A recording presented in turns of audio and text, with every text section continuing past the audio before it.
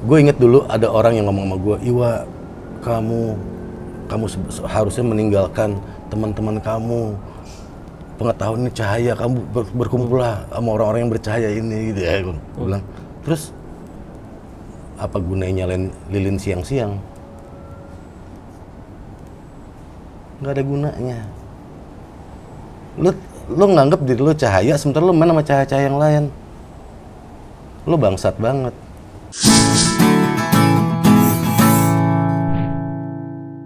This really deep sih, tapi menurut gue ini banyak banget insight yang kami mau share sini. Ketololan maksudnya. Gue masih ngelakuin ketololan. Tapi menurut gue dari step itu kan kayak tadi ada konsekuensi, tadi setiap belok sini ada konsekuensi cara kita ini, dan menurut gue konsekuensi itu sendiri juga pembelajaran gitu kan. Yep. Dan dari sini banyak banget pembelajaran. Gue boleh nambahin satu nggak tentang konsekuensi? Please. Jadi gini, dulu gue orang yang sangat seneng nongkrong. Dulu nggak ada Waze, nggak ada Google Map. Ketika lo nyari alamat, lo nanya ke warung ada yang nongkrong kan biasa gitu. Nah, rumah ini di mana? Gue sering tuh, kayaknya enak nih warung nih buat nongkrong gitu kan. Gue pas pulang dari rumah temen gue, belaga beli rokok. Besok pas lanjut lagi, beli rokok, ngobrol. Lama-lama akhirnya nongkrong di situ. Akhirnya jadi banyak nongkrongan. Gue dulu sangat begitu. Nah, jadi gue menganggap yang itu tadi, budaya boleh berubah, tapi value tetap harus ada. Kayak lapak kita di sosmed, akun kita, itu tempat nongkrongan gue. Kalau bedanya sekarang, lo ngeluh dari tempat nongkrongan orang, lo nggak dapat konsekuensi. Kalau dulu coba, lo ngeluh dari tempat nongkrongan gue, nggak kelar lo. Jangan ngeliat dari situnya aja, tapi ngeliat dari, jadi dia akhirnya tahu kan pembelajaran. Oh, ada konsekuensi. Bukan bikin jadi takut ya, enggak. Toh gue nggak jadi takut, gue pernah dipukulin kok. Nggak membuat gue akhirnya jadi, takut, enggak. Tapi emang akhirnya kita ada unwritten filosofi di jalanan yang emang, begitu kok. Gitu loh. Sebagaimana lo ngapain ketika emang dalam ospek nyawa melayang, tapi yang dihilangin ospeknya. Enggak men, bukan. Ospek dibilang adalah saatnya senior menunjukkan, karena dia nggak punya prestasi, akhirnya dia menunjukkan prestasi situ. Enggak juga men. Gue udah punya album nih.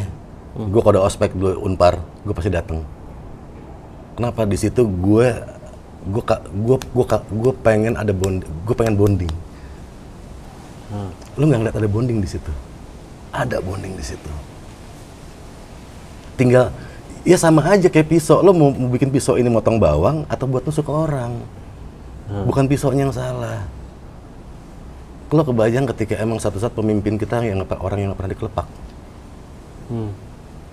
Baru disentil dikit punya kekuasaan, hajar men. Orang kok biasa dikelepak, pegang satu otoritas, satu kekuasaan, baru ini biasa lagi, dulu gue pernah, ini enggak kok. Ini tepakan persahabatan kok. Jadi kayak leveling down ego juga gitu ya. Bener. Gimana kita lewat kampung orang, kita leveling down, nggak apa-apa toh. Kenapa? Kita nggak mau leveling down, kita pengen gini terus. Lihat hasilnya nanti, kalau lo emang biasa, pegel lagi gini. Lamber pegel kan? Lo butuh gini juga gitu loh. Makanya ada unwritten filosofi yang emang akhirnya nggak kejamah dan orang cuma ngeliat depannya aja. Gue akhirnya gue belajar silat, karate, kempo, karena gue dibully.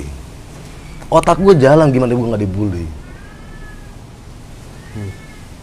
Gue nggak mau anak gue nggak otak itunya nggak jalan.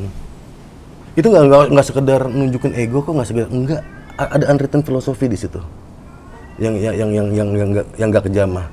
Dan gue nggak malas ngomongin di sosmed. Gue tahu betapa banyak orang yang anti sama ospek dan lain sebagainya.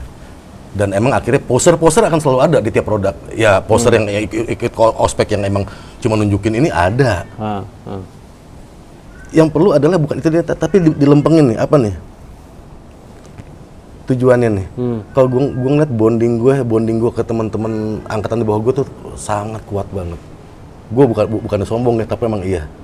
Sampai gue lulus sampai sekarang, bahkan gue kerjasama sama orang yang gue maki-maki ketika lagi ospek. Gue maki sayang men sama dia, gue tahu gue sayang banget. Tough love, maksudnya emang sayang, udah gitu udah gitu. Dan sekarang gue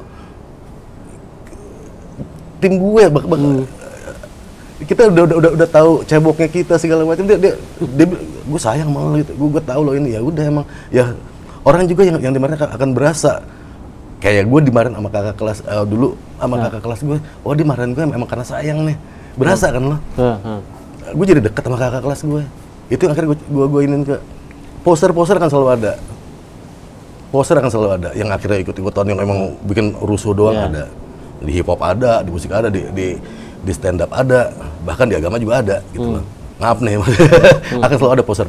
Tapi bukan berarti itu dihilangin. Ini loh unwritten filosofinya.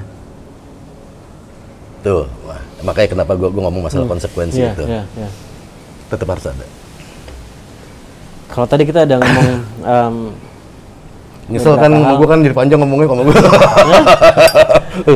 Gue demen, gue nyimak gini, gue sangat seneng gitu. Kalau tadi kita bicara banyak kegagalan, kalau sekarang tentang kesuksesan sendiri, ada pandangan yang berbeda nggak tentang gimana Kang Iwa ngelihat sukses dulu dengan sukses sekarang? How do you see sukses? Gue bahkan sampai sekarang gue masih mendefinisikan sukses sih sebenarnya gue. Jujur. Karena buat gue ketika sukses itu pasti menyangkut dengan rasa kecukupan, dengan rasa senang, dengan rasa nyaman, apapun itu yang notabene ini masih gue jalanin. Nah, tapi kalau gitu gue bahas sedikit pertanyaan. 3 hal tadi. Tapi kalau begitu dulu dengan sekarang, how do you see apa yang diperlukan untuk mendapatkan 3 hal tadi itu sama atau beda? Gua nggak tahu ya. Nyaman dan senang tadi kan. Nah. Ya kendaraannya gitu lah. Ya, kendaraannya. Ya mungkin dulu kalau misalnya emang dibilang seneng gitu ya. Seneng ketika habis manggung grupis banyak gitu ya. Ya sekarang ketika habis manggung nyampe rumah cepet itu udah seneng gitu kan. Apalagi kok tiba-tiba muka anak udah di sini nih pas udah bejek gas deh gitu kan. Itu mungkin perspektif itunya yang beda. Kalau dulu mungkin apa ya, senang itu ketika emang bisa sama sih, kalau itu masih sama. Gue nongkrong sama temen segala macam, gue bisa akhirnya gue berbagi kesenangan sama temen tuh masih sampai sekarang alhamdulillah. Dan masih tololnya lagi kalau lagi susah gue ngilang. Gue malas, gue nggak boleh ada yang tahu ketika gue lagi, pasti gue ngilang gue dari anak-anak. Karena itu tadi gue nggak mau ngeracunin pikiran teman-teman sama masalah gue gitu loh. Tapi tadi yang teman terdekat-dekat tetap ada yang masih to share gitu ya? Masih. Bahkan teman terdekat gue sendiri pun, ya teman terdekat gue buat gue sekarang sahabat gue, bini gue.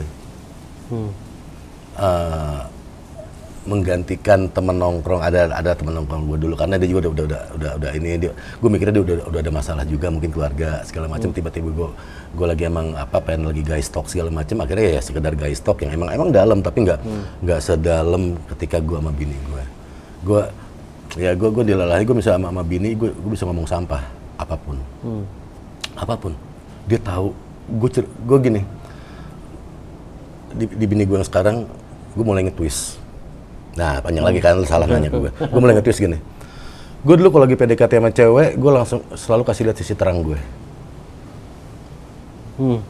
By the time kita udah maintain relation, ketika dia ngeliat sisi gelap gue, kaget.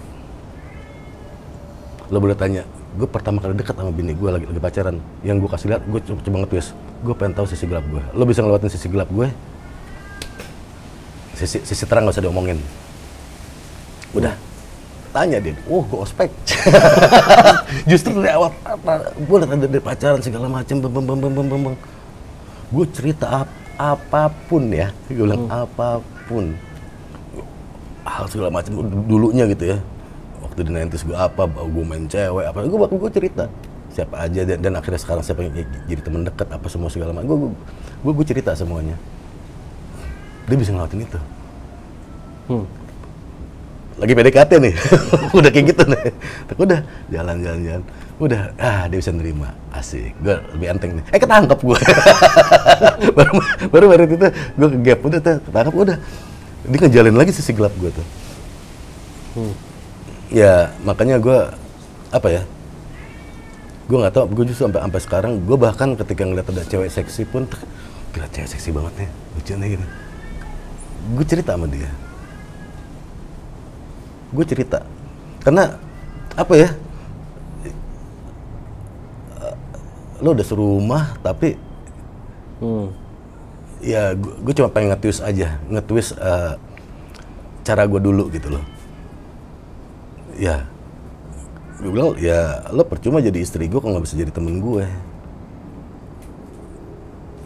Apaan lo gitu loh, sementara lo living creature gitu loh. Bahkan aku kerja boleh nggak? Ya, lo harus kerja. Tapi apa? Ya kan aku sebenarnya ya secara pendapatan, gue nggak ngomong itu. Gue cuma pengen lo emang menggali diri lo dari pekerjaan lo ada social life lo juga. Lo nanti pulang ke rumah ada cerita sama kita cerita juga gitu loh. Gue juga buat gue itu jadi kaya. Nah makanya ketika lo reminding gue masalah temen. Iya ini teman seperjalanan gue. Kadang gue jadi pilot, dia co-pilot, navigator, kadang gue jadi navigator, dia nyetir. Kadang yang jadi striker gue, kadang dia jadi striker. Yang namanya pemimpin kesebelasan, pemimpin gitu ya, dibilang pemimpin keluarga, nggak harus jadi striker. Tapi ya mesti bisa memanage mana yang kapan jadi striker, mana yang bertahan. Bukan harus lo harus di depan terus, enggak buat gue. Justru bukan pemimpin, lo ego. Lo cuma ego lagi tadi. Itu ego lagi. Udah satu keputusan yang gue nggak ngerti akhirnya mutusin juga. Menurut kamu gimana? Wah itu di luar area gue, kalau menurut lo gue akan ikut. Itu gitu dijelasin semuanya segala macam. Oh ya deh, I mean. Ya nggak tahu kenapa ya, gue nemuin kenyamanan seperti ini. Lebih jadi hampir rumah gue bisa begini. Gitu. Yang gue bilang tadi tuh nggak gini terus, wah lo bapaknya nih gue nyontohin hal baik, enggak, gue nggak salah. Kadang gue perlu contoh dari lo juga hal baik, bukan dari gue doang gitu kan. Lo jangan nuntut gue selalu contoh baik, enggak, gila lo korslet gue lama-lama di rumah aja, rumah tempat gue istirahat masih kayak gitu, enggak. Gue butuh juga dari lo. Ya udah apa adanya aja jadinya, dan ya alhamdulillah. Norak ya, sambungan gue. gue kayak bukan mencerna tapi kayak meresapi lebih tepatnya. Rembes dong. Nggak apa-apa ini dan mungkin gini sekarang closing lah ya. Gue nanya pertanyaan-pertanyaan yang tadi kayak berat banget dari gue, tapi penting menurut gue. Itu pembelajaran sangat penting. Mungkin tapi secara umum kalau kembali ke musik sedikit. Genre utama rap, ya hip hop. Cuma apakah Kang Iwan juga suka apa genre-genre yang lain gitu? Kan lo kalau mau mancing tinggi. Nih ya, gue tuh tong sampah musik dasarnya, Li. Gue tong sampah musik. Gue tong sampah buku. Gue ada kebiasaan dulu. Album pertama bahkan sampai sekarang, ketika gue lagi proses kreatif, kok dulu apalagi dulu ya, gue di karantina ketika lagi proses kreatif, gue emang gak boleh kemana-mana karena emang gue susah dipegang buntutnya lah pada umur segitu lah. Wah kalau emang lagi baru satu lagu gue ngilang, gue bisa ngilangnya bulanan gitu loh. Gue sangat ya udahlah dulu tuh emang seperti itu gue. Jadi proses karantina itu, proses kreatif gue nggak mendengarkan hip hop sama sekali. Ya. Gue sama sekali nggak mendengar. Sampai sekarang pun ketika emang gue lagi proses kreatif, gue lagi cari ide, gue dengerinnya emang genre lain. Karena itu spirit hip hop. Hip hop tuh eklektik. Mungkin dari awalnya para founder itu beat Afrika dikasih perkusi Latin, itu kan udah eklektik semua, udah ada semua ada. Kenapa gue nggak ngeliat Pat? Kenapa Kenapa gue mesti ngeliat produk yang udah jadi? Gue mesti ngeliat petnya dong. Kalau ya ketika lo bilang genre apaan, gue nggak tahu gue genre apaan karena emang gue pada dasarnya gue suka banget sama Beatles, gue seneng Led Zeppelin, gue suka Pink Floyd, gue suka The Doors, gue suka Sly Family Stones yang funk, banyak James Brown dan lain sebagainya. Gue seneng banget. Makanya gue ketika gue SD pun gue kolot begok orang yang sok tua dengerin musik-musik yang emang emang musik yang emang bukan di eranya gue dari dulu. Nah, jadi gue ngerasa gue dari situ justru banyak. Gue suka Sting, lyrically banyak yang secara lirik juga. Very poetic juga Sting tuh. Sting sih memang kurang ngajar udah rasa. Dia bisa menghayal dirinya sebagai vampire yang jatuh cinta kan di Moon Over Bourbon Street kan kurang ajar gitu kan buat gue. Oh dia jadi vampire, jadi ketika nulis lagu gue vampire, kalau gue jatuh cinta kayak apa ya? Kan bangsat gitu loh. Jadi gue banyak gue rasa yang bisa yang menjadi inspirasi gue yang gue tumpahin ke hip hop ini. Entah dari buku, entah dari apa, kayak whatever itu. Pokoknya gue justru nggak dengerin musik rap ketika proses kreatif. Gue takut itu mulai ngedengerin ketika lagi mau mixing. Jadi gimana kicknya ditaruh di mana, lebarnya seperti apa, lebih ke teknisnya seperti itu. Tong sampah musik dan tong sampah buku. Kalau gitu gue tanya sekalian. Kalau buku ada nggak di antara begitu banyak? Gue yakin ada banyak, tapi yang sangat berkesan buku dan film deh mungkin sekalian. Buku dan film, gue ya norak sih sebenarnya banyak sih orang pasti suka sih. Gue kalau film orang pasti suka Godfather ya. Gue suka Godfather. Ya itu tadi gue suka cahaya di sisi hitam gitu loh. Orang lihatnya mafia tuh pasti sisi hitam, tapi ada cahayanya apa? Etika di situ, unwritten philosophy di situ, relationship di situ. Buat gue di situ justru banyak value positif di situ. Gue selalu suka ada value positif di yang orang anggap stigma sisi gelap. Gue boleh promosi dikit? Nah, please. Jadi kayak acara gue di Mola, talk show gue emang Musafir Malam. Musafir Malam orang yang menghargai gelap sebagaimana dia mensyukuri terang. Jadi maka kenapa akhirnya orang-orang yang dapat stigma jelek yang gue angkat di situ. Makanya ada Nicky, ada Gading, ada Marcelo juga pernah ketangkap masalah drugs segala macam. Itu yang gue ngerasa, gue inget dulu ada orang yang ngomong sama gue, Iwa, kamu harusnya meninggalkan teman-teman kamu, pengetahuan ini cahaya, kamu berkumpullah sama orang-orang yang bercahaya ini gitu ya. Gue bilang, terus apa gunanya nyalain lilin siang-siang? Nggak ada gunanya. Lo nganggap diri lo cahaya, sementara lo main sama cahaya-cahaya yang lain.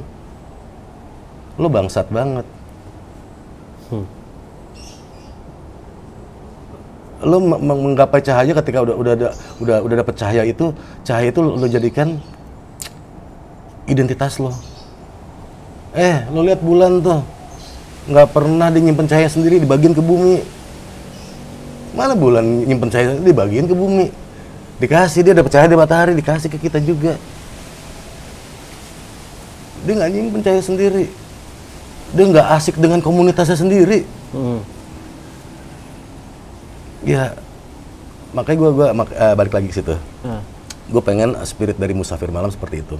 Album gue juga kan namanya Musafir Malam. Gue juga lagi nyiapin album berikutnya Musafir Malam sesi 2. Spiritnya selalu di situ. Gue selalu orang yang gue emang orang yang seneng. Gue nokturnal kan.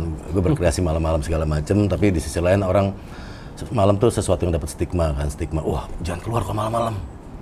Wah ini yang ada yang ditakutin setan, takutin rampok segala macem. Sampai akhirnya malam sendiri terlupakan keindahannya gitu loh.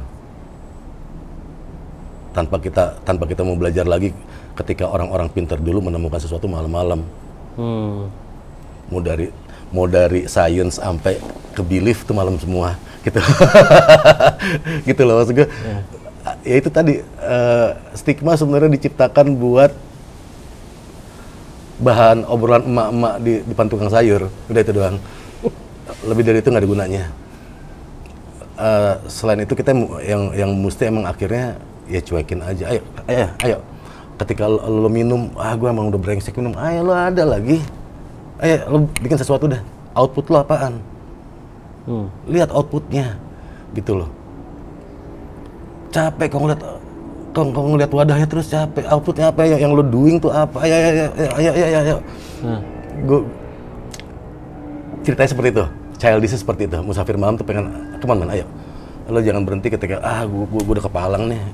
Gue kepalang jangkis, udah deh. Ayo udah doing.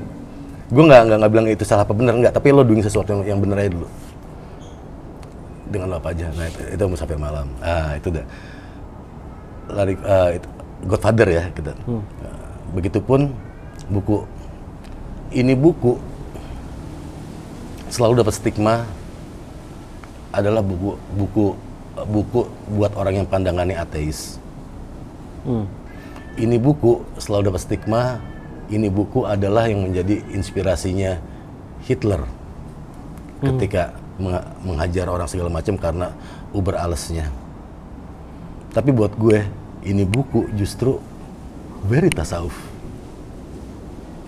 For those who spoke Zarathustra, Nietzsche, Sabda Zarathustra. Gue ngeliatnya dari perspektif yang beda, bangsat. Anjing tuh buku. Gue sering, bahkan sama orang yang emang pengagum Nietzsche sendiri, gue sering berdebat, enggak. Gitu loh, kita suka-suka ngobrol gitu kan. Enggak, men. Cuman dia emang sama aja ketika lo ngomong, wah, ya Tuhan keren banget. Mungkin dia ngomongnya, bangsat lo bagus banget. Nah, mungkin Nietzsche lebih kayak gitu. Cara mengekspresikannya juga. Ya banyak lah. Ketika kalau ngomong poinnya itu banyak banget yang akhirnya jadi perdebatan gue. Kalau dia is very apa ya? Sangat mengakui ada satu energi besar yang emang mendrive kita. Dia nggak menutupi dirinya kalau dia akhirnya meninggalnya karena spillis juga. Dia santai dia mah. Tapi ya udah gue ngeliat ya outputnya lah. Ngapain kita ngeliat itunya? Ya ibaratnya gini. Lo nanya jalan ke gue, Kang, kalau ke arah SMA 48 kemana? Oh ke situ, gitu ya. Sana li. Lo malah ngeliatin tangan gue. Bukan ngeliat arahnya. Bahkan lo cuma gini doang. Lo ngikutin gue begini. Lo nggak jalan menuju arahnya gitu loh. Jadi nggak dapat message malah. Nggak dapat message ya, makanya gue mencoba untuk lihat outputnya apa yang mau ditunjukin sama orang itu. Bukan lihat dia gimana. Kalau emang ditunjukinnya juga emang yang nggak cocok ya udah. Tapi lihat aja dulu gitu loh. Jangan akhirnya lo bikin sekat gitu lo jadi rugi lo sendiri. Lo akhirnya ada satu knowledge yang kelewat di hidup lo. Nah itu buku. Tadi apa lagi? Udah. Tadi film buku. Udah. Ya gue film gue suka Godfather 1, 2, 3. Terutama yang 1, kedua gue suka. Ketiga udah nggak terlalu, ya biasa-biasa aja. Kalau buku itu For Those Who Spoke Zarathustra, Friedrich Nietzsche. Docs. Super insightful. Gue ada satu lirik gue, apalah arti sebuah matahari bila tak ada satu pun yang tersinari. Namun apalah kegelapan bila tak ada rahasia yang tersimpan gitu loh. Ya gelap sama terang ada manfaatnya kok udah. Ya Nietzsche juga itu kata-kata ini ada satu bentuknya esai dari Nietzsche juga di salah satu lembar For Those Who Spoke Zarathustra juga yang mengatakan itu. Lo percuma jadi matahari. Ngapain lo terang jadi matahari kalau nggak ada yang disinarin nggak percuma juga. Buat apa? Ya enggak. Lo buat apa juga breakdance kalau nggak ada kardus breakdance cuma menghargai yang gelap, mensyukuri yang terang tadi kata-kata. Kita syuting siang-siang gini, taping siang-siang udah terang, tapi gue merasa tambah terang. Man, thank you banget. Sama-sama Ali. Thank you banget. It's very insightful. Dan sekali lagi thank you udah ngeluangin waktunya juga, udah berbagi apa adanya dan banyak banget pembelajaran. Gue yakin bukan cuma gue doang, tapi semua yang nonton, yang nyimak obrolan ini juga banyak dapat pembelajaran. Gue suka bilang begini, semoga bukan hanya ini semoga bermanfaat, tapi semoga dimanfaatkan. Ya. Pembelajarannya semoga Itu keren tuh, dimanfaatkan. bangsat sih, itu keren tuh. So thank you banget. Sama-sama. Jangan bosan ntar kita ngobrol-ngobrol Oh lagi. siap, menyenangkan. Sip, thank you banget gue. Thank you juga sama Panji yang udah ngenalin lo ke gue. Yes. Gua Thank you Panji Pragiwaksono. Thank you. Gue juga seneng akhirnya bisa. Ya gini, ada sirkulasi yang akhirnya jalan. Ya.